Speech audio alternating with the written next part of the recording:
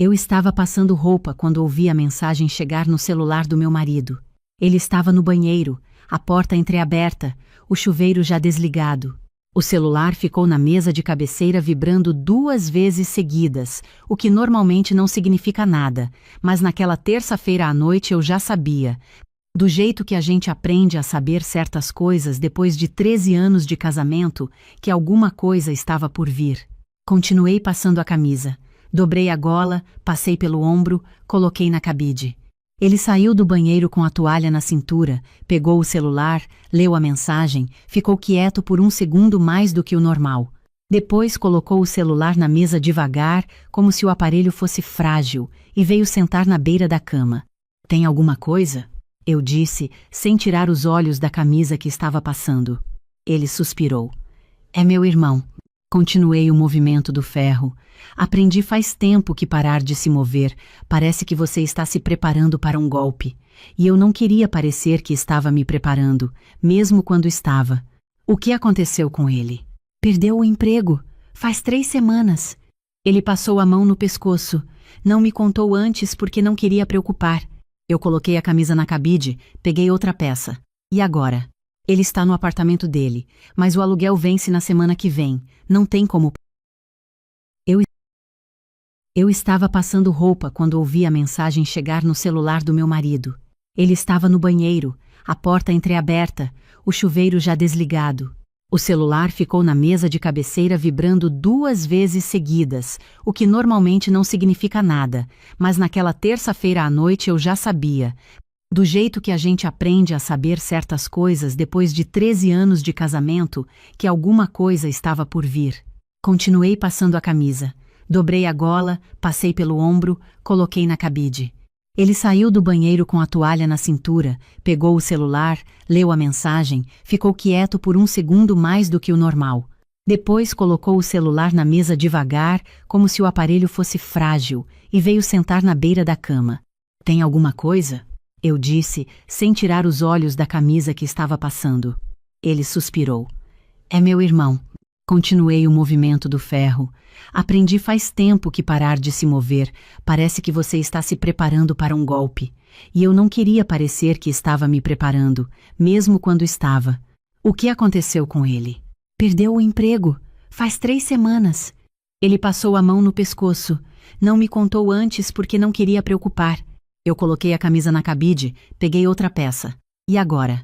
"Ele está no apartamento dele, mas o aluguel vence na semana que vem. Não tem como pagar." Fiz os cálculos em silêncio. Não os cálculos financeiros, os outros. Os que uma mulher faz quando percebe que uma frase ainda não terminou, mas já sabe onde ela vai chegar. "Ele te pediu para vir ficar aqui?" Meu marido ficou em silêncio. "Ele te pediu ou você já ofereceu?" Ele olhou para o lado. "Eu disse que ia conversar com você. Mas você já deu a entender que sim." Ele não respondeu, e o silêncio dele foi a resposta. "Eu tenho 40 anos. Tenho um filho de 9. Uma casa que a gente comprou 3 anos atrás com 2 quartos e uma área de serviço pequena que mal dá conta do que já é nosso. Tenho um trabalho que me exige inteiro. Coordeno a equipe administrativa de uma clínica odontológica e chego em casa às 6h30, querendo jantar em paz e dormir sem barulho de televisão no quarto de hóspedes. Meu cunhado tem 36 anos, é solteiro, é o tipo de pessoa que deixa a louça de molho e chama isso de lavar. Não é um homem ruim. Nunca foi um homem ruim. Mas existe uma diferença enorme entre gostar de uma pessoa e querer dividir a pia da cozinha com ela por tempo indeterminado. "Quanto tempo?" eu perguntei. "Até ele se reorganizar, conseguir outro emprego. Isso não é um prazo. Pode ser 1 mês, talvez 2. Eu pendurei a última peça, dobrei o pano umedecido, desliguei o ferro, fui até a cozinha, bebi água, fiquei olhando pela janela para o quintal lá fora. A goiabeira que eu plantei no primeiro verão que a gente morou aqui estava com frutos novos, pequenos e verdes ainda. Meu filho tinha me ajudado a regar todo o fim de semana até pegar. 2 meses, 60 dias com o cunhado no quarto que eu uso como escritório quando trabalho em casa. 60 dias com outra pessoa no banheiro de manhã, no sofá à noite, na geladeira quando eu abro às 6 da manhã, querendo o meu iogurte, e já foi. Voltei para o quarto. Meu marido ainda estava sentado na beira da cama, com aquela expressão de quem está. Eu estava passando roupa quando ouvi a mensagem chegar no celular do meu marido. Ele estava no banheiro, a porta entreaberta, o chuveiro já desligado. O celular ficou na mesa de cabeceira vibrando 2 vezes seguidas, o que normalmente não significa nada, mas naquela terça-feira à noite eu já sabia. Do jeito que a gente aprende a saber certas coisas depois de 13 anos de casamento, que alguma coisa estava por vir. Continuei passando a camisa. Dobrei a gola, passei pelo ombro, coloquei na cabide. Ele saiu do banheiro com a toalha na cintura, pegou o celular, leu a mensagem, ficou quieto por 1 segundo mais do que o normal. Depois colocou o celular na mesa devagar, como se o aparelho fosse frágil, e veio sentar na beira da cama. "Tem alguma coisa?" eu disse, sem tirar os olhos da camisa que estava passando. Ele suspirou. "É meu irmão." Continuei o movimento do ferro. "Aprendi faz tempo que parar de se mover. Parece que você está se preparando para um golpe. E eu não queria parecer que estava me preparando, mesmo quando estava." "O que aconteceu com ele?" "Perdeu o emprego. Faz 3 semanas." Ele passou a mão no pescoço. Não me contou antes porque não queria preocupar. Eu coloquei a camisa na cabide, peguei outra peça. "E agora?" "Ele está no apartamento dele, mas o aluguel vence na semana que vem. Não tem como pagar." Fiz os cálculos em silêncio. Não os cálculos financeiros, os outros. Os que uma mulher faz quando percebe que uma frase ainda não terminou, mas já sabe onde ela vai chegar. "Ele te pediu para vir ficar aqui?" Meu marido ficou em silêncio. "Ele te pediu ou você já ofereceu?" Ele olhou para o lado. "Eu disse que ia conversar com você. Mas você já deu a entender que sim." Ele não respondeu, e o silêncio dele foi a resposta. "Eu tenho 40 anos. Tenho um filho de 9. Uma casa que a gente comprou 3 anos atrás com 2 quartos e uma área de serviço pequena que mal dá conta do que já é nosso. Tenho um trabalho que me exige inteiro. Coordeno a equipe administrativa de uma clínica odontológica e chego em casa às 6h30, querendo jantar em paz e dormir sem barulho de televisão no quarto de hóspedes. Meu cunhado tem 36 anos, é solteiro, é o tipo de pessoa que deixa a louça de molho e chama isso de lavar. Não é um homem ruim. Nunca foi um homem ruim. Mas existe uma diferença enorme entre gostar de uma pessoa e querer dividir a pia da cozinha com ela por tempo indeterminado. "Quanto tempo?" eu perguntei. "Até ele se reorganizar, conseguir outro emprego. Isso não é um prazo. Pode ser 1 mês, talvez 2. Eu pendurei a última peça, dobrei o pano umedecido, desliguei o ferro, fui até a cozinha, bebi água, fiquei olhando pela janela para o quintal lá fora. A goiabeira que eu plantei no primeiro verão que a gente morou aqui estava com frutos novos, pequenos e verdes ainda. Meu filho tinha me ajudado a regar todo o fim de semana até pegar. 2 meses, 60 dias com o cunhado no quarto que eu uso como escritório quando trabalho em casa. 60 dias com outra pessoa no banheiro de manhã, no sofá à noite, na geladeira quando eu abro às 6 da manhã, querendo o meu iogurte, e já foi. Voltei para o quarto. Meu marido ainda estava sentado na beira da cama, com aquela expressão de quem está torcendo para que a mulher diga que tudo bem antes de ele ter que pedir que seja tudo bem. "Você já respondeu para ele?" "Disse que ia confirmar amanhã." "Mas ele já está contando." Meu marido não respondeu. Eu me sentei na poltrona do canto, a que fica perto da janela, a que eu uso quando preciso pensar sem deitar, porque quando deito a cabeça dispersa. "Você dispôs do quarto que eu uso para trabalhar", eu disse. "Dispôs do banheiro, da cozinha, da rotina do nosso filho, sem me perguntar se eu queria. Eu estou te perguntando agora. Você está me informando agora. É diferente." Ele abriu a boca, fechou. Eu conheço esse movimento. É o movimento de quem sabe que a mulher tem razão e está procurando um ângulo onde ela não tenha. "É meu irmão, Mariana. Ele não tem para onde ir. Eu sei quem ele é." Eu falei com calma, do jeito que aprendi a falar quando o assunto é sério e eu não quero perder o fio antes de terminar. E eu entendo a situação dele, mas a situação dele não pode ser resolvida às minhas custas sem que ninguém me pergunte primeiro. Meu marido ficou olhando para o chão. Eu me levantei, fui escovar os dentes, voltei para a cama, deitei. Ele veio deitar do lado, apagou a luz, ficou quieto. Não dormi logo. Fiquei olhando para o teto escuro, ouvindo a respiração dele ficar mais pesada enquanto eu continuava acordada. 2 meses. Ou talvez mais. Porque até se reorganizar é o tipo de prazo que não existe, que se estende para o tamanho do conforto que a pessoa encontra. E meu cunhado é exatamente o tipo de pessoa que encontra conforto com muita facilidade em casa dos outros. Na manhã seguinte, depois de levar meu filho para a escola, eu não fui direto para o trabalho. Parei no café que fica a 3 quarteirões de casa, o de sempre. Pedi um cappuccino sem açúcar e fiquei sentada por 40 minutos. Não de tristeza, de planejamento. Liguei para a minha amiga Cristina. Cristina tem 43 anos, foi casada por 8, tem uma filha de 12 e é a pessoa mais objetiva que eu conheço. Quando você termina de contar um problema para ela, ela não diz "que difícil". Ela pergunta o que você vai fazer a respeito. Contei tudo. Ela ficou em silêncio por uns 5 segundos. Então disse: "Você vai deixar ele vir?" "Ainda não decidi." Mariana. O tom dela era o de quem já decidiu pela outra. Se você não colocar condições agora, não vai ter espaço para colocar depois. Você sabe disso. Eu sabia. Sabia fazia tempo, de outras situações menores, de outras vezes que eu tinha engolido esperando que passasse sozinho. Cada vez que eu deixava passar, o que sobrava para mim ficava um pouco menor. "Deixa eu pensar", eu disse. Fiquei no café por mais uns 20 minutos. Quando saí, eu tinha tomado uma decisão, não de raiva, não de mágoa. Do lugar mais fundo e mais calmo, o lugar onde as decisões duram. Cheguei no trabalho, cumpri o dia inteiro, busquei meu filho na escola, fiz o jantar. Quando meu marido chegou, eu estava na cozinha mexendo no feijão, e meu filho estava no quarto fazendo a lição. "Você pensou mais?" ele perguntou, colocando a bolsa na cadeira. Pensei. Eu abaixei o fogo, me virei para ele. "Pode dizer para o seu irmão que ele pode vir." Ele abriu um sorriso com alívio. "Eu sabia que você ia entender." "Obrigado, amor." "Pode vir na sexta", eu disse, e voltei para o fogão. Ele não percebeu que a conversa não tinha terminado ali. Foi cumprimentar nosso filho, depois voltou para o quarto, ficou no celular.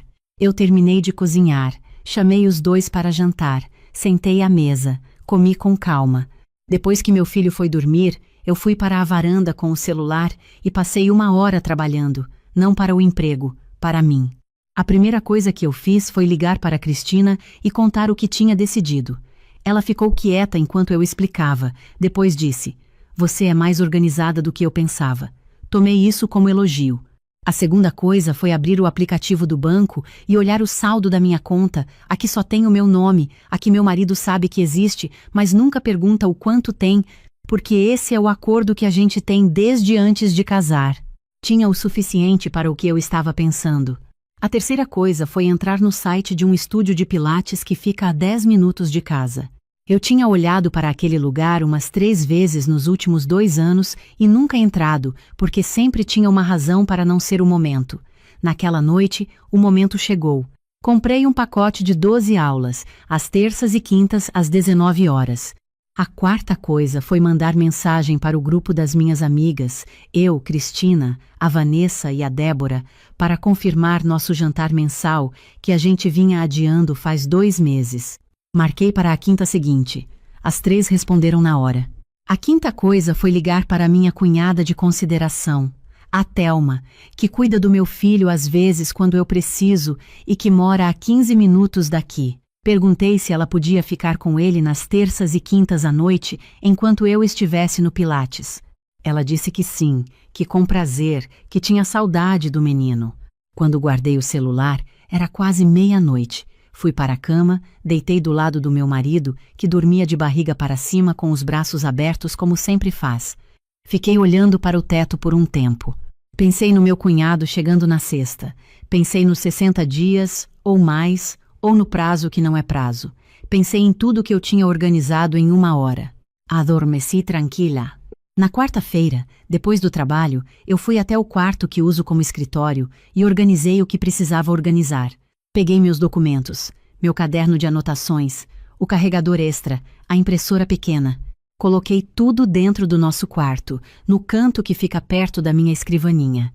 Abri espaço no armário do quarto de hóspedes. Deixei 2 cabides livres, uma prateleira, espaço na gaveta de baixo. Suficiente para um hóspede. Não suficiente para alguém que está se mudando. Na quinta à noite, depois do jantar, depois que meu filho foi para a cama, eu me sentei na sala com meu marido e disse: preciso te contar algumas coisas antes do seu irmão chegar amanhã. Ele largou o celular no colo e me olhou. Claro. Respirei fundo. Não de nervoso. De quem ensaiou e sabe exatamente o que quer dizer. Seu irmão é bem-vindo aqui. Isso eu disse de verdade e continua sendo verdade. Fiz uma pausa. Mas eu preciso que algumas coisas fiquem claras para você primeiro, para que você possa alinhar com ele antes que ele chegue. Meu marido assentiu devagar. Primeiro, meu escritório volta a ser escritório quando ele for embora. Enquanto ele estiver aqui, eu vou trabalhar no nosso quarto nas noites em que precisar trabalhar em casa. Isso significa que o quarto precisa de silêncio a partir das 21 horas. Ele abriu a boca para falar. Eu continuei. Segundo, a cozinha tem uma organização que funciona pra gente. Ele pode usar à vontade, mas o que está no lugar, fica no lugar. Se quiser guardar alguma coisa do jeito dele, existe espaço na prateleira debaixo do armário, que eu deixei livre. Mariana, você acha que precisa de tudo isso? Ele é adulto. Exatamente porque ele é adulto eu estou te contando agora, para não precisar falar com ele depois numa situação desconfortável. Olhei para meu marido sem mágoa, sem irritação. Terceiro, nas terças e quintas eu vou para o Pilates. Saio às 18h30, volto às 21h. A Thelma fica com o nosso filho nesses dias. Ele ficou me olhando com uma expressão que eu já aprendi a decifrar. Era a expressão de alguém que está tentando entender quando exatamente a mulher organizou tudo isso. Quando você fez essa matrícula no Pilates? Na segunda à noite. Mas você disse que tudo bem. Eu disse que seu irmão podia vir. Não disse que eu ia paralisar a minha vida enquanto ele estivesse aqui. Ele passou a mão no rosto. Não estou dizendo que você devia paralisar nada. Ótimo. Então estamos alinhados. Eu me levantei. Você consegue conversar com ele antes que ele chegue? Sobre a cozinha? Sobre o horário à noite? Vem melhor da sua boca do que da minha. Ele ficou em silêncio por um momento. Depois assentiu. Mas era o tipo de assentir que significa: eu ouvi, não sei se vou fazer. Eu fui pro quarto, dormi. Na sexta à tarde, meu cunhado chegou com uma mala grande, uma mochila, uma sacola de mercado com umas coisas que ele disse que tinha comprado para não chegar de mão vazia, e um sorriso um pouco envergonhado de quem sabe que está devendo um favor e ainda não sabe como vai pagar. Mariana, obrigado de verdade. Eu sei que não é fácil. Pode ficar à vontade, eu disse. O quarto está pronto. Deixei espaço no armário. Se precisar de alguma coisa é só falar. Meu filho veio correndo e abraçou o tio, o que aliviou o peso do momento. Eu fui para a cozinha terminar o que estava preparando para o jantar. A sacola que meu cunhado trouxe tinha 2 latinhas de cerveja, um pacote de bolacha recheada e um extrato de tomate de uma marca que eu não uso. Agradeci, coloquei o extrato na prateleira de baixo como tinha dito. Os primeiros dias foram de adaptação. Não a adaptação boa, de quando as coisas se acomodam naturalmente. A adaptação de campo minado. Aquela em que você sabe onde está cada coisa e vai desviando. Na segunda-feira, eu abri a geladeira de manhã e meu iogurte tinha acabado. Não foi mal intencionado. Meu cunhado simplesmente pegou sem olhar o nome que estava escrito na tampa com caneta permanente, que é como eu identifico o que é meu desde que meu filho começou a pegar tudo sem perguntar. Não disse nada. Fui trabalhar. Comprei outro iogurte no caminho e passei a guardar no segundo compartimento de baixo, que ninguém usa. Na terça-feira, eu cheguei do Pilates às 21 horas com o corpo relaxado e a cabeça organizada. Meu cunhado estava no sofá com o volume da televisão no nível que ele acha normal, que é o nível que eu considero para quem tem dificuldade de audição. Meu filho estava dormindo, meu marido também. Entrei, disse boa noite, fui direto para o quarto. Não pedi para baixar o volume. Coloquei o fone de ouvido, li um pouco, dormi. Na quarta-feira, eu estava trabalhando em casa no período da tarde, no canto do quarto com o notebook aberto, quando ouvi meu cunhado ligando para alguém na sala. A conversa era alta, com risadas, o tipo de conversa que ocupa o apartamento inteiro. Fechei a porta do quarto, continuei trabalhando. Não era sobre o volume. Era sobre perceber que quando você cede o espaço sem colocar condições, a pessoa expande para o tamanho do que você cede. É automático, não é maldade, é natureza. Na quinta à tarde, quando eu estava me preparando para sair para o Pilates, meu cunhado me perguntou se eu podia passar no mercado e trazer uma coisa para ele. Eu parei no corredor, com a bolsa no ombro. Olhei para ele com calma. Hoje não consigo. Você consegue ir você mesmo? O mercado fica a 5 minutos daqui. Ele ficou um pouco surpreso. Ah, tudo bem, eu vou. Eu estava passando roupa quando ouvi a mensagem chegar no celular do meu marido. Ele estava no banheiro, a porta entreaberta, o chuveiro já desligado. O celular ficou na mesa de cabeceira vibrando 2 vezes seguidas, o que normalmente não significa nada, mas naquela terça-feira à noite eu já sabia. Do jeito que a gente aprende a saber certas coisas depois de 13 anos de casamento, que alguma coisa estava por vir. Continuei passando a camisa. Dobrei a gola, passei pelo ombro, coloquei na cabide. Ele saiu do banheiro com a toalha na cintura, pegou o celular, leu a mensagem, ficou quieto por 1 segundo mais do que o normal.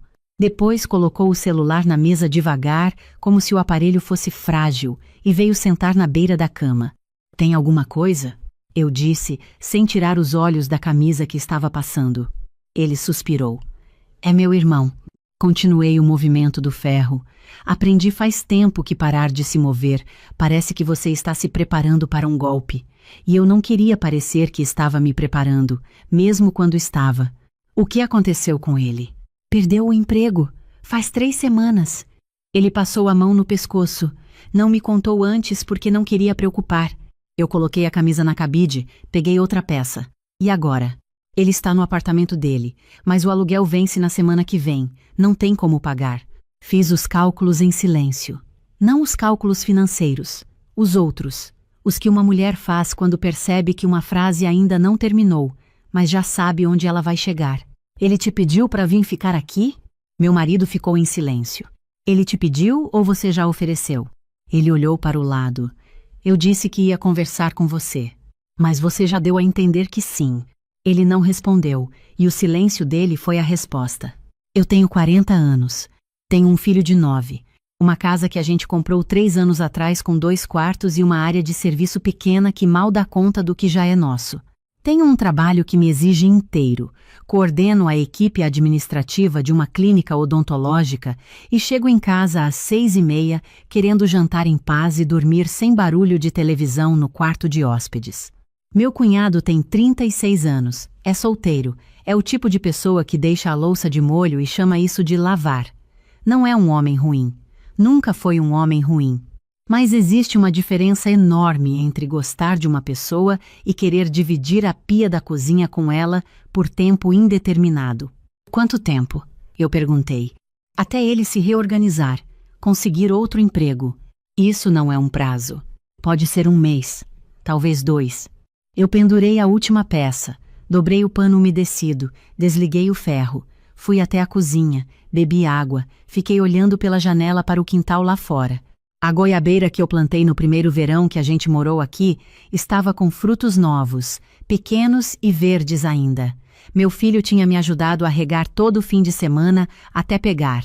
2 meses, 60 dias com o cunhado no quarto que eu uso como escritório quando trabalho em casa.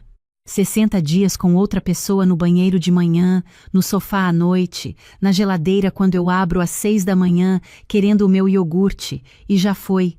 Voltei para o quarto. Meu marido ainda estava sentado na beira da cama, com aquela expressão de quem está torcendo para que a mulher diga que tudo bem antes de ele ter que pedir que seja tudo bem. Você já respondeu para ele? Disse que ia confirmar amanhã, mas ele já está contando. Meu marido não respondeu.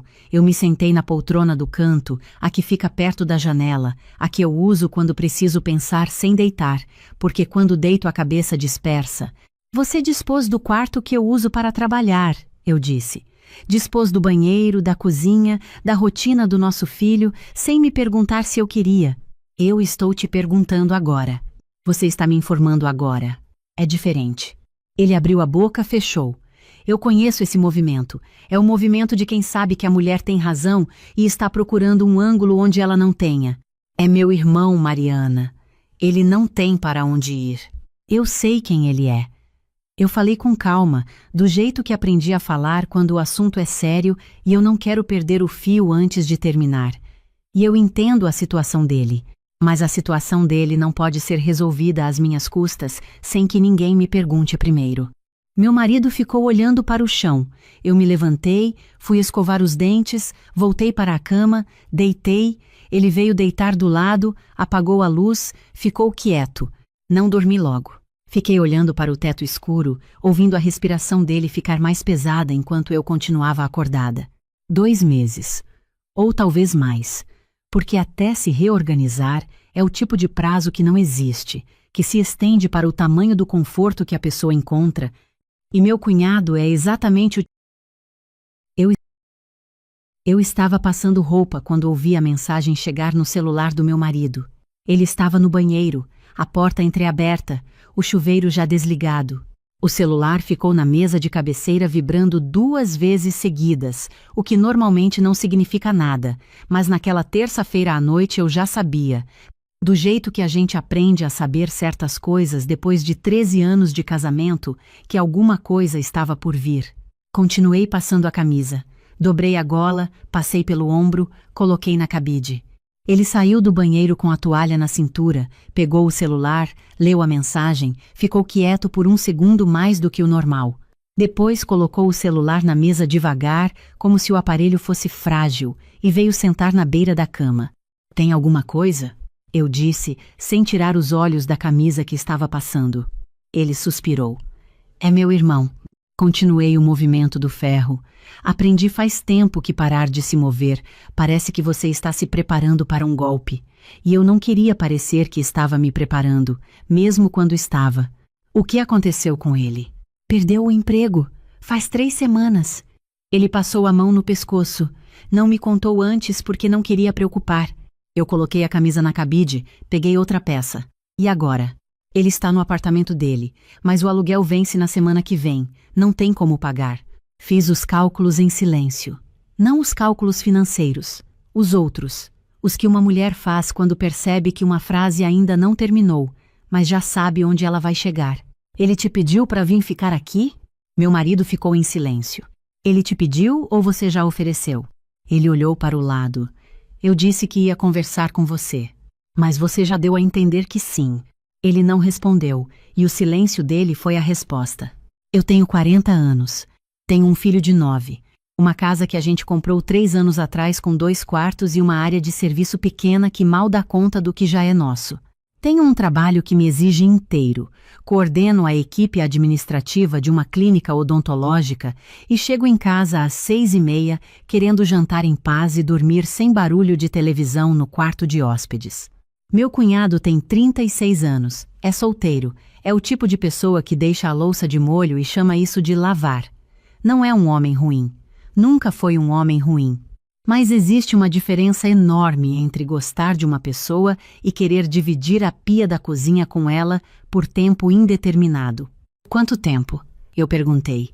"Até ele se reorganizar, conseguir outro emprego. Isso não é um prazo. Pode ser 1 mês, talvez 2. Eu pendurei a última peça, dobrei o pano umedecido, desliguei o ferro, fui até a cozinha, bebi água, fiquei olhando pela janela para o quintal lá fora. A goiabeira que eu plantei no primeiro verão que a gente morou aqui estava com frutos novos, pequenos e verdes ainda. Meu filho tinha me ajudado a regar todo fim de semana até pegar. 2 meses, 60 dias com o cunhado no quarto que eu uso como escritório quando trabalho em casa. 60 dias com outra pessoa no banheiro de manhã, no sofá à noite, na geladeira quando eu abro às 6 da manhã, querendo o meu iogurte, e já foi. Voltei para o quarto. Meu marido ainda estava sentado na beira da cama, com aquela expressão de quem está torcendo para que a mulher diga que tudo bem antes de ele ter que pedir que seja tudo bem. "Você já respondeu para ele?" "Disse que ia confirmar amanhã, mas ele já está contando." Meu marido não respondeu. Eu me sentei na poltrona do canto, a que fica perto da janela, a que eu uso quando preciso pensar sem deitar, porque quando deito a cabeça dispersa. Você dispôs do quarto que eu uso para trabalhar, eu disse. Dispôs do banheiro, da cozinha, da rotina do nosso filho, sem me perguntar se eu queria. Eu estou te perguntando agora. Você está me informando agora. É diferente. Ele abriu a boca, fechou. Eu conheço esse movimento. É o movimento de quem sabe que a mulher tem razão e está procurando um ângulo onde ela não tenha. É meu irmão, Mariana. Ele não tem para onde ir. Eu sei quem ele é. Eu falei com calma, do jeito que aprendi a falar quando o assunto é sério e eu não quero perder o fio antes de terminar. E eu entendo a situação dele, mas a situação dele não pode ser resolvida às minhas custas sem que ninguém me pergunte primeiro. Meu marido ficou olhando para o chão. Eu me levantei, fui escovar os dentes, voltei para a cama, deitei. Ele veio deitar do lado, apagou a luz, ficou quieto. Não dormi logo. Fiquei olhando para o teto escuro, ouvindo a respiração dele ficar mais pesada enquanto eu continuava acordada. 2 meses. Ou talvez mais. Porque até se reorganizar é o tipo de prazo que não existe, que se estende para o tamanho do conforto que a pessoa encontra. E meu cunhado é exatamente o tipo de pessoa que encontra conforto com muita facilidade em casa dos outros. Na manhã seguinte, depois de levar meu filho para a escola, eu não fui direto para o trabalho. Parei no café que fica a 3 quarteirões de casa, o de sempre. Pedi um cappuccino sem açúcar e fiquei sentada por 40 minutos. Não de tristeza, de planejamento. Liguei para a minha amiga Cristina. Cristina tem 43 anos, foi casada por 8, tem uma filha de 12 e é a pessoa mais objetiva que eu conheço. Quando você termina de contar um problema para ela, ela não diz, que difícil. Ela pergunta o que você vai fazer a respeito. Contei tudo. Ela ficou em silêncio por uns 5 segundos. Então disse, você vai deixar ele vir? Ainda não decidi. Mariana. O tom dela era o de quem já decidiu pela outra. Se você não colocar condições agora, não vai ter espaço para colocar depois. Você sabe disso. Eu sabia. Sabia fazia tempo, de outras situações menores, de outras vezes que eu tinha engolido esperando que passasse sozinho. Cada vez que eu deixava passar, o que sobrava para mim ficava um pouco menor. Deixa eu pensar, eu disse. Fiquei no café por mais uns 20 minutos. Quando saí, eu tinha tomado uma decisão, não de raiva, não de mágoa. Do lugar mais fundo e mais calmo, o lugar onde as decisões duram. Cheguei no trabalho, cumpri o dia inteiro, busquei meu filho na escola, fiz o jantar. Quando meu marido chegou, eu estava na cozinha mexendo no feijão. Meu celular tocou às 22 e pouco de uma sexta-feira. Ainda estava colocando a mala no quarto quando vi o nome piscando na tela. Era minha sogra. Atendi sem pensar muito. Ela nunca ligava tarde. Normalmente mandava mensagem. Filha, que bom que você atendeu. Quero te contar uma coisa maravilhosa. Passei esses dias dando um toque especial no apartamento para quando vocês chegassem. Está lindo. Você vai amar. Pedi para minha sobrinha, aquela que trabalha com design de interiores, reformular a sala e o quarto de hóspedes. Ela tem um gosto impecável, muito melhor do que aqueles móveis que você havia escolhido. Achei que ia ser uma surpresa linda. Fiquei parada no meio do corredor, com a mala ainda na mão. Meu marido estava na cozinha pegando água. Espera, você entrou no nosso apartamento enquanto a gente estava viajando? Tenho a chave, filha. Você mesma deu antes de vocês saírem, para emergência. Emergência, não para decoração. Ela riu daquele jeito leve, como quem acha que a outra pessoa está exagerando. Ai, Mariana, você é dramática igualzinha ao seu marido quando era novo. É um presente, meu bem. Não precisa agradecer agora. Quando você ver, vai entender. Meu marido entrou no corredor e me olhou com a expressão de quem percebeu que algo havia saído do lugar. É a sua mãe. Falei, cobrindo o microfone. Ela entrou no apartamento enquanto a gente estava em Recife e mudou a decoração da sala e do quarto de hóspedes. Ele abriu a boca, fechou, abriu de novo. Como assim? Não sei. Ela está dizendo que foi um presente. Ele estendeu a mão para o celular. Eu entreguei. Ouvi ele tentando entender o que havia acontecido enquanto eu ficava parada olhando para a parede do corredor, aquela parede que eu havia pintado de verde musgo há menos de 3 meses, que eu havia escolhido depois de 26 amostras de cor, que combinava perfeitamente com o sofá bege que eu havia comprado parcelado em 12 vezes. Mãe, mas você não podia ter feito isso sem falar antes. Não sei, vou ver quando chegar. Não, eu sei que você quis ajudar. Sim, pode ligar amanhã. Boa noite. Ele me devolveu o celular. Vamos ver como ficou antes de reagir, né? Fomos ver. A sala que eu havia decorado com tanto cuidado durante 4 meses havia sumido. O sofá bege tinha ido embora. No lugar havia um conjunto de couro branco com almofadas pretas. A estante de madeira clara que eu havia garimpado numa feira de antiguidades em São Paulo estava substituída por prateleiras de vidro com moldura dourada. O tapete persa que eu havia comprado de uma senhora em Curitiba, aquele tapete de lã com padrão bordô e azul que eu amava, havia sumido. No chão agora havia um tapete geométrico preto e branco. As plantas que eu havia cultivado na varanda tinham sido movidas para dentro e reorganizadas de um jeito que não fazia sentido para a luz do sol.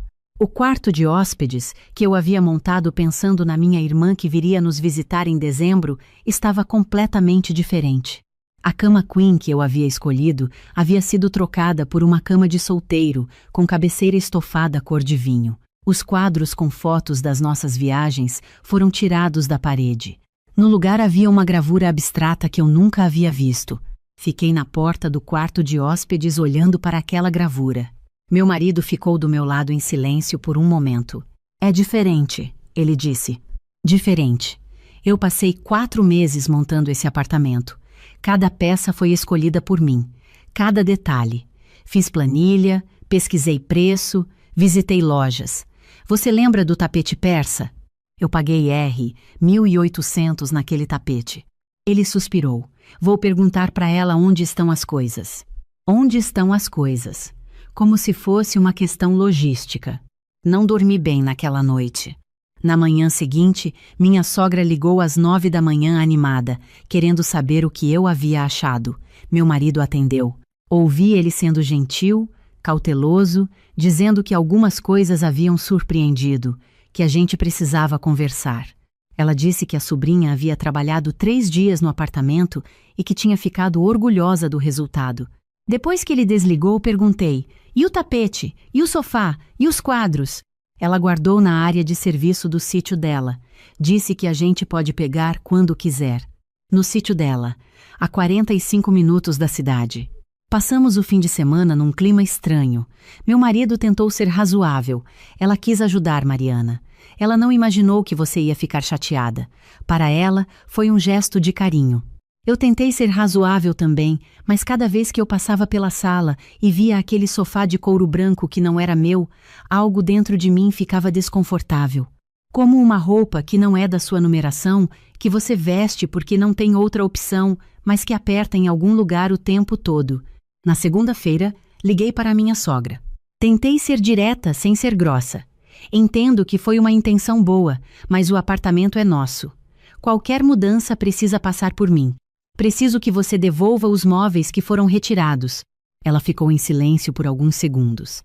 Depois disse, Mariana, você é muito apegada a coisas materiais. Eu só quis modernizar. Aquele sofá era datado. Eu que escolhi aquele sofá. Exatamente. E olha onde estava. Num apartamento que parecia de 2010. Desliguei. O que aconteceu depois foi o que eu deveria ter previsto, mas por alguma razão achei que não ia acontecer. Minha sogra ligou para o meu marido chorando, dizendo que havia se esforçado tanto, que trabalhado dias para fazer uma coisa boa por nós, e que eu havia sido fria e ingrata. Ele apareceu no nosso escritório compartilhado com uma expressão que eu já conhecia, de quem está no meio de algo que não sabe como resolver. Você poderia ter agradecido pelo gesto, mesmo discordando. Eu discordei do gesto, não da intenção. Tem diferença. Ela ficou arrasada, Mariana. Ela entrou no nosso apartamento sem permissão, retirou móveis que eu havia comprado com meu dinheiro e os mandou para o sítio dela como se fossem lixo. Eu é que deveria estar arrasada. Ele baixou a cabeça. Eu sei, mas ela é assim. Ela se mete porque se importa. Ela se mete porque não consegue ficar no lugar dela. Mariana, é a verdade. Ele ficou em silêncio. Então disse: pode pegar os móveis de volta quando quiser. Eu converso com ela. Pegamos o tapete persa de volta. O sofá bege também. Os quadros. Recoloquei tudo no lugar. Passei um sábado inteiro reorganizando a sala e quando terminei, fiquei sentada no chão olhando para aquele tapete bordô e azul debaixo da mesa de centro e senti um alívio desproporcional para a situação. Mas a situação não terminou aí. Porque esse episódio do apartamento havia sido, como eu entenderia depois, apenas o começo. Nos meses seguintes, minha sogra encontrou outras formas de aparecer onde não havia sido chamada. Quando anunciei que estava grávida, ela começou a mandar mensagens diárias com nomes de bebê que ela havia pesquisado, listas de enxoval com links de lojas, indicações de pediatras que eram amigos da família dela, como se a gestação fosse um projeto de trabalho que ela estava gerenciando. Quando eu dizia que já havíamos escolhido um nome, ela dizia que era um nome muito comum ou muito difícil, ou que o avô dela havia se chamado assim e não tinha sido uma boa pessoa.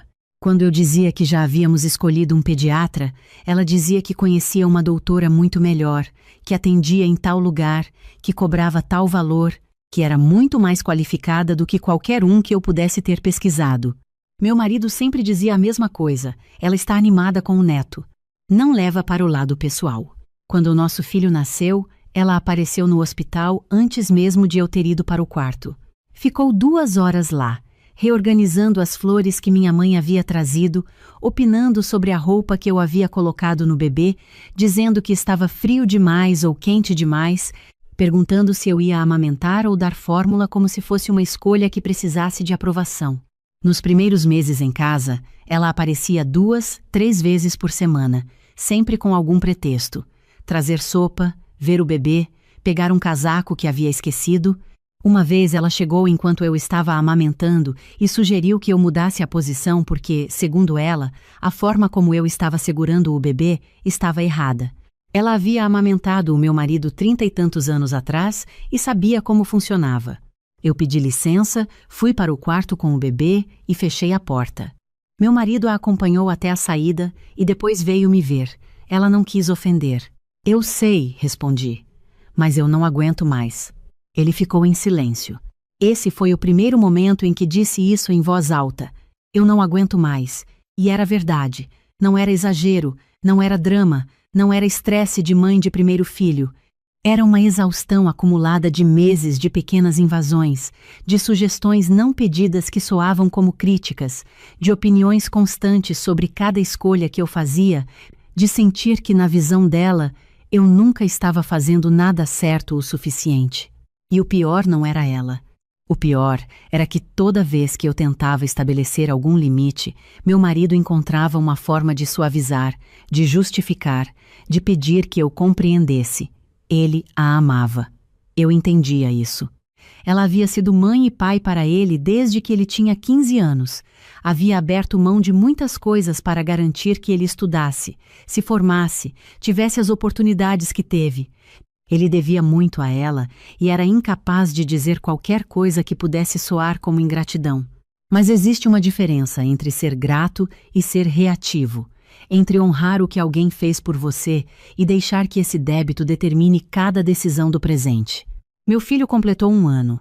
Planejei a festa com cuidado, uma coisa pequenininha, íntima, só família próxima e alguns amigos nossos. 20 pessoas no máximo, no próprio apartamento, com decoração simples que eu mesma havia feito com antecedência. Minha sogra apareceu na festa com a sobrinha, aquela que havia decorado o apartamento meses antes, e as duas ficaram a tarde inteira fazendo comentários discretos sobre o que poderia ter sido diferente. A mesa de doces poderia ter ficado ali. A iluminação estava fraca. Os balões eram muito simples para um aniversário de 1 ano. Eu ouvi tudo e não disse nada. Na segunda-feira, depois da festa, recebi uma mensagem dela. Era um link de um espaço de eventos com a legenda: já estou pesquisando o espaço para o aniversário de 2 anos. Esse lugar é lindo e tem pacotes completos. Vou ver os preços esta semana. Li a mensagem 3 vezes. Depois mostrei para o meu marido. Elle sorriu com cansaço. Ela está animada. O aniversário de 2 anos é daqui a 11 meses. Ela só está pesquisando. Ela fez isso com um apartamento também. Primeiro pesquisou, depois contratou, depois executou. Ele ficou em silêncio. Então eu disse a coisa que havia ficado engasgada por meses. Ou você fala com ela, de verdade, com clareza, estabelecendo que qualquer decisão sobre nosso filho passa por nós dois e não por ela, ou eu faço isso sozinha. E quando eu fizer, não vai ser da forma delicada que você está acostumado. Ele me olhou. Você está sendo injusta. Estou sendo honesta. Tem diferença. Ele foi conversar com ela. Não sei o que foi dito, mas naquela noite ela me mandou uma mensagem. Mariana, parece que você está com alguma coisa contra mim. Eu só quero o melhor para o meu filho e para o meu neto. Se eu errei em alguma coisa, me diga diretamente. Respondi. Você entra nas nossas decisões sem ser chamada. Aconteceu com o apartamento, aconteceu com a gravidez, aconteceu com a festa. Agora está planejando o aniversário do nosso filho sem me perguntar. Preciso que isso pare. Ela demorou 2 horas para responder. Quando respondeu, disse: Entendo que você tem um jeito muito diferente do meu. Vou tentar respeitar, mas fica difícil quando sinto que não sou bem-vinda na vida do meu filho e do meu neto. Não disse que ela não era bem-vinda. Disse que ela precisava respeitar os limites. Ela não respondeu mais naquela noite. No dia seguinte, meu marido me disse que ela havia ligado para ele chorando, que havia dito que eu era fria, que nunca havia me aceitado de verdade, que ele havia casado com uma mulher que não sabia valorizar família. Fria, porque eu queria tomar as decisões da minha própria casa. Nos meses seguintes, minha sogra reduziu as visitas. Quando vinha, era mais contida, mais distante. Meu marido ficou num meio-termo desconfortável, tentando agradá-la, sem me contrariar, tentando me tranquilizar sem enfrentá-la. Aquele equilíbrio frágil durou até o dia em que tudo quebrou de uma vez. Eu estava no trabalho quando recebi uma ligação de um número que não reconheci. Atendi. Era a administradora de um buffet infantil numa cidade vizinha. Ela ligava para confirmar a reserva do salão para o aniversário de 2 anos do meu filho e perguntar se eu havia recebido o contrato por e-mail. Fiquei parada na frente do computador sem entender. Pode repetir, por favor? A reserva. O salão para o dia 23 de março. A senhora Celeste efetuou o sinal na semana passada e disse que a mãe da criança confirmaria os detalhes. Celeste era o nome da minha sogra. Ela havia reservado um salão de festas para o aniversário do meu filho, sem me perguntar. Havia dado um sinal. Havia dado o meu nome como contato. Agradeço o contato, disse para a atendente. Vou retornar em breve. Desliguei. Sentei na minha cadeira e fiquei olhando para a tela do computador por um tempo que não consegui medir. Depois peguei o celular e mandei uma mensagem para meu marido. Sua mãe reservou um salão de festas para o aniversário do nosso filho e deu um sinal sem me consultar. Preciso que você ligue para ela agora. Ele demorou 15 minutos para responder. Deve ter sido mal entendido. Vou verificar. Não era mal entendido. Meia hora depois ele me ligou com a voz de quem está tentando manter a calma. Ela disse que estava só garantindo a data porque os salões lotam rápido. Disse que ia nos mostrar antes de fechar qualquer coisa. Ela já deu o sinal. Ela queria garantir pra gente. Ela fez a mesma coisa com o apartamento. Entrou, mudou e depois disse que era para nos ajudar. E dessa vez fez com o aniversário do nosso filho, sem me perguntar, sem me avisar, sem nada. Amor, ela estava tentando facilitar nossa vida. Não, ela estava tomando uma decisão que era minha para tomar. É o aniversário do meu filho, não dela. Silêncio. Então me fez a mesma pergunta de sempre, embrulhada em palavras diferentes. Você não consegue ver que ela não tem má intenção? E me veio uma clareza que às vezes demora a aparecer, mas que, quando chega, não deixa dúvida. Intenção não resolve consequência. Ela pode não ter intenção de me apagar, mas o efeito do que ela faz é me apagar. Cada vez que ela decide por mim, ela está dizendo que minha opinião não importa. E cada vez que você me pede para relevar, você está dizendo a mesma coisa. Desliguei. Saí mais cedo do trabalho. Busquei meu filho na creche, Passei pela padaria, comprei pão de queijo porque ele adorava, sentei com ele na bancada da cozinha enquanto ele comia e eu tentava organizar os pensamentos. Ele tinha 1 ano e 8 meses, loiro como o pai, com os olhos grandes e escuros da minha família. Ele não entendia o que estava acontecendo. Ele só sabia que aquele era um dia normal, em que a mãe havia chegado mais cedo e havia pão de queijo. Minha melhor amiga me ligou às 6 da tarde. Alguma coisa estava errada com sua voz naquela mensagem de manhã. O que aconteceu? Contei tudo. Desde o apartamento, desde o nascimento, desde os comentários na festa, até o salão de festas reservado sem minha permissão.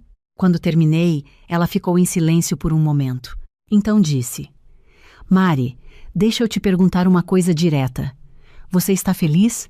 Não respondi imediatamente, porque a resposta honesta era complicada. Eu amava meu marido, eu amava nosso filho. Eu gostava do apartamento que havíamos construído juntos, do trabalho que eu havia conquistado, da rotina que tínhamos criado. Mas havia uma camada de desconforto constante que eu havia aprendido a normalizar, uma sensação de que uma parte da minha vida não era completamente minha, de que havia sempre alguém olhando por cima do meu ombro, avaliando, sugerindo, corrigindo. Às vezes, respondi. Às vezes não é suficiente, ela disse. Você merece mais do que às vezes. Quando meu marido chegou em casa, meu filho já estava dormindo. A casa estava quieta. Eu estava sentada no sofá bege que eu havia recuperado do sítio dela, aquele sofá que ela havia descrito como datado. Ele se sentou do meu lado. Estou vendo que você está mal. Estou. O que você precisa de mim? Precisava de muitas coisas, mas naquele momento precisava de uma coisa específica. Liguei para o buffet hoje cedo, disse. Falei que a reserva havia sido feita sem minha autorização e que o sinal seria devolvido. Eles foram muito gentis. Ele me olhou. Você cancelou. Cancelei. E amanhã, quando você ligar para ela para explicar, quero que seja claro. Não mais decisões sobre nossa casa, nosso filho, nossa vida, sem passar por mim primeiro. Não como sugestão, como condição. Rebecca. Mariana. Ele respirou fundo. Você sabe o que isso vai fazer com ela. Zay. Mas você sabe o que os últimos 2 anos fizeram comigo? Ele ficou em silêncio. Eu continuei. Toda vez que ela faz alguma coisa e eu reclamo, você me pede para entender, para relevar. Para lembrar que ela criou você sozinha, que sacrificou coisas, que o amor dela é genuíno. Eu entendo tudo isso, mas esse entendimento tem um custo. E o custo é que eu passo a vida me ajustando para caber numa versão da nossa vida que ela aprova. E eu estou cansada de caber. Quero existir do jeito que eu sou. Ele ficou olhando para o chão por um tempo longo. Então disse: eu não sei como falar com ela sem magoá-la. Então eu preciso que você escolha entre magoá-la e magoar a mim, porque a situação atual está me machucando todo dia. Ele levantou. Vou pensar. Você tem até amanhã. Aquela noite foi longa. Ele dormiu no quarto. Eu fiquei no sofá com o celular na mão, relendo antigas conversas, tentando lembrar de momentos em que havia me sentido segura, em que havia sentido que meu lugar naquela família era sólido e não provisório. Encontrei alguns. Não eram poucos, mas estavam enterrados embaixo de uma camada de episódios em que eu havia cedido, engolido, relevado. Às 3 da manhã, meu filho acordou com algum sonho ruim. Fui até o quarto dele, peguei no colo. Ele cheirava a shampoo infantil e estava quente do sono. Ficou acalmando devagar enquanto eu andava pelo quarto com ele no ombro, aquele quarto que eu havia montado com tanto cuidado, com a faixa de zebrinhas na parede que ele adorava, com a luminária em formato de lua que projetava estrelinhas no teto. Ninguém havia tocado naquele quarto. Minha sogra havia tentado uma vez, sugerindo que substituísse as zebrinhas por algo mais neutro, porque crianças crescem rápido e os temas ficam ultrapassados. Eu havia dito não, com tanta clareza que ela não havia repetido. Mas eram só as zebrinhas. Todo o resto havia sido terreno aberto. Quando meu filho voltou a dormir, coloquei-o de volta na cama com cuidado. Fiquei olhando para ele por um tempo. Pensei em como queria que ele crescesse, num lar em que as decisões eram tomadas por nós dois. num ambiente em que ele visse os pais se respeitando mutuamente e respeitando os próprios limites, num espaço que fosse genuinamente nosso. Na manhã seguinte, acordei antes de todo mundo. Preparei café, me sentei à mesa da cozinha com o caderno onde eu costumava escrever quando precisava pensar. Escrevi por 1 hora, tudo o que havia engolido, tudo o que havia cedido, tudo o que havia tentado relevar e não havia conseguido, tudo o que queria que fosse diferente. Quando meu marido acordou e entrou na cozinha, eu já sabia o que precisava dizer. Você pensou? Perguntei. Pensei a noite toda. Quase não dormi. Em ler-do. Ele se sentou à minha frente. Pegou a xícara de café que eu havia deixado para ele. Eu liguei para ela às 6 da manhã. Olhei para ele. Disse que o que ela fez com o salão de festas não estava certo. Disse que qualquer decisão sobre nosso filho passa por nós dois. Disse que se ela continuar tomando iniciativa sem consultar você, vai criar um problema que eu não vou conseguir consertar. O que ela disse? Ficou em silêncio por um tempo. Depois disse que eu estava sendo ingrato, que havia dedicado a vida a mim e que agora eu estava me voltando contra ela por causa de uma festa. E você? Disse que não era ingratidão, que eu a amava e sempre ia amar, mas que minha família agora eram você e o nosso filho, e que eu precisava proteger isso. Fiquei olhando para ele. Ela desligou na minha cara. Ele disse, provavelmente vai levar um tempo para se acalmar. Fiz que sim com a cabeça. Depois perguntei, e você, está bem? Não, ele disse com honestidade, mas acho que era necessário. Nos dias que se seguiram, minha sogra não ligou, não mandou mensagem. Meu marido tentou entrar em contato 2 vezes. Ela respondeu com frieza, monossilábica, do jeito de quem está magoada e quer que a outra pessoa saiba disso. A família dela entrou em campo. A cunhada do meu marido mandou uma mensagem perguntando o que havia acontecido para ele tratar a mãe daquele jeito. Um primo mais velho ligou para dizer que família é tudo e que discussões passam. Eu não respondi nenhuma mensagem, não era meu papel. 3 semanas depois recebi uma mensagem dela, curta, sem abertura emocional, como uma comunicação formal. Mariana, entendo que você tem um jeito de fazer as coisas. Vou tentar respeitar, mas peço que você também respeite que eu me preocupo com meu filho e meu neto. Respondi, obrigada, preocupação é bem-vinda, controle não é.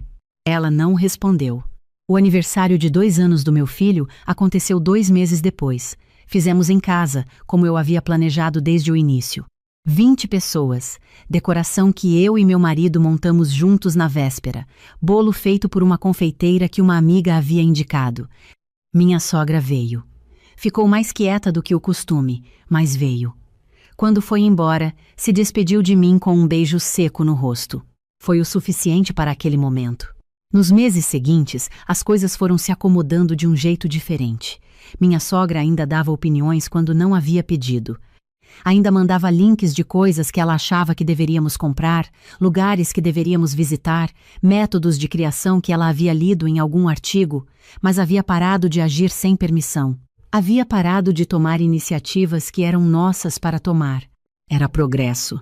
Não era perfeito, mas era real.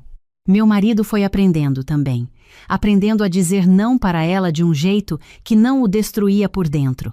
Aprendendo que honrar o passado não significa abrir mão do presente, que gratidão e limite podem coexistir, que escolher a esposa não é trair a mãe. 1 ano depois daquele dia do salão de festas, estava dando banho no meu filho quando ele me perguntou, do jeito direto que crianças perguntam, a vovó não gosta de você? Parei. Olhei para ele. Por que você está perguntando isso? Porque ela nunca ri com você do jeito que ri com o papai. Fiquei pensando na resposta certa por um momento. Às vezes as pessoas têm jeitos diferentes de demonstrar que gostam de alguém, disse. A vovó e eu somos muito diferentes. Mas ela te ama muito. Ele pensou. Você também te ama? Sim, eu me amo, respondi sorrindo. Bom, ele disse com a seriedade de quem está encerrando um assunto importante, porque se você não se amasse, ia deixar todo mundo te dizer o que fazer. Fiquei parada com um copo de água na mão. De onde você tirou isso? Ele deu de ombros com aquela naturalidade de criança pequena, da cabeça. Terminei de dar o banho nele sem conseguir falar mais nada. Quando o coloquei na cama e apaguei a luz, fiquei parada na porta do quarto por um segundo, olhando para aquelas zebrinhas na parede que ainda estavam lá, para a luminária de lua que ainda projetava estrelinhas no teto, para aquele menino que havia resumido em 2 frases algo que eu havia levado 2 anos para entender completamente. Porque se você não se amasse, ia deixar todo mundo te dizer o que fazer. Fui para a sala. Meu marido estava no sofá. Aquele sofá bege que eu havia recuperado de volta, lendo alguma coisa no celular. Quando me viu, levantou os olhos. Tudo bem? Tudo, respondi. Estava só pensando numa coisa que ele disse. O que ele disse? Sorri. Eu me amo. Meu marido me olhou por um momento. Depois sorriu também. Aquele sorriso tranquilo de quem entendeu sem precisar de mais explicação. E você se ama? Estou aprendendo, respondi. E era verdade. Cada limite que eu havia estabelecido, cada vez que eu havia dito não, quando antes teria engolido, cada decisão que eu havia tomado sobre a minha própria vida sem pedir a aprovação de ninguém, havia sido um passo em direção a isso. A uma versão de mim que ocupava o espaço que era meu, que não se desculpava por existir do jeito que existia, que entendia que cuidar de si não é egoísmo, é pré-requisito. Dizem que mulher de 40 anos deveria já saber disso, que a essa altura já deveríamos ter passado pelo processo de nos conhecermos, de sabermos o que queremos, de não precisarmos de aprovação externa para nossas escolhas. Talvez seja verdade. Mas também é verdade que aprender é um processo que não tem prazo, que não termina numa data específica, que acontece enquanto a vida vai apresentando situações que nos forçam a decidir quem somos quando ninguém está olhando.